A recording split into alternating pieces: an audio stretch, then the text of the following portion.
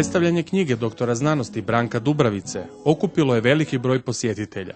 U knjizi Teritorijalni ustroj Velike Gorice od Kotara i općine do grada autor je obradio politički i teritorijalni ustroj Velike Gorice od 19. stoljeća do danas, s akcentom na 90. godine.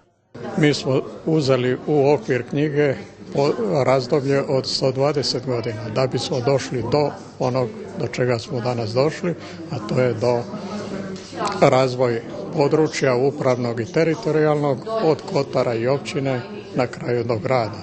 Ovo je 5. knjiga autora o povijesti Turopolja i Velike Gorice, te kako sam kaže, ona je kruna ukupnog istraživanja. Većina problematike koju sam istraživao odnosila se na turopoljsko plemstvo i tradiciju plemićke turopoljske općine. Međutim, u upravnoj općini, kao i u cijeloj Hrvatskoj, takvih knjiga i gradovi nemaju u ovom smislu teritorijalnog upravnog ustroja. Prema tome, ovo je pionirska knjiga za ovo područje i od nje će možda nastati 10 drugih knjiga ko bude htio neke segmente posebno istraživati. Naš sugovornik otkrio nam je što ga je ponukalo na pisanje ove knjige. Ovaj segment je ostao neistražen. No, najveći problem je nastao uspostavom samostalne Hrvatske kad je Gorica izgubila potpuni subjektivitet ulaskom u grad Zagreb upravo u ratnim godinama od 1991. do 1995.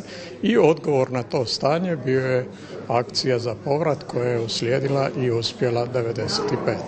Knjiga je objavljena u nakladi biblioteke Albatros, Pučkog otvorenog učilišta, povodom 23. obljetnice od povratka lokalne samouprave na velikogoričko područje, odnosno osamostaljenja grada Velike Gorice od grada Zagreba. Profesor Dubravica je napravio jedno kapitalno djelo, a posebice kada govorimo o gradu, dakle o Velikoj Gorici, obrađuje ona vremena od 1993. do 1995. godine kada je grad Velika Gorica uspio ostvariti svoju lokalnu samostalnost kao jedinica lokalne samouprave, odnosno dobiti status grada. Dakle, da to nije napravio profesor Dubravica, ja ne znam ko bi to obradio i kada.